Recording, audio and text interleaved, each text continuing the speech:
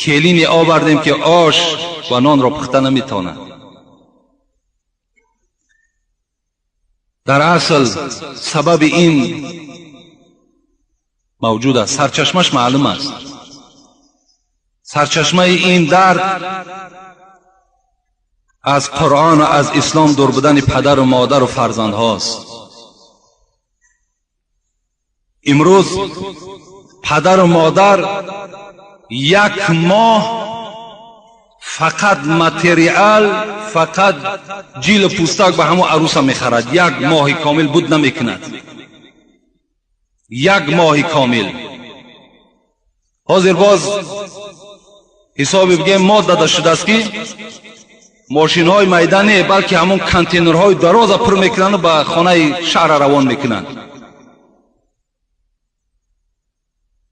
دختر مجبور میکند برای من یک تلویزیون، یک ویدیو دوایکا، خب تمام مثال چیزهای طلایی،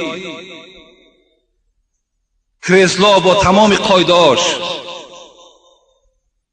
همه اینا تامین کن. پدر و مادر مجبور هستند تامین میکنند. لیکن تا امروز نشنیدیم که یگان عروس ما و شما در زیر کش یک قرآن گرفته خانه شوهرش رفته باشد. نشنیدیم، ندیدیم. در یگان قلین تا حال یگان عروس فرمایش یک قرآن نداده است.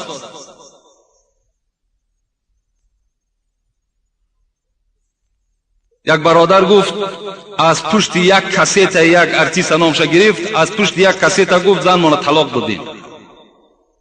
میگوید فلان کسیت را در خانه بیار، بعد تمام آواز میماند، بعد جاروب میگیرد خانه میروید.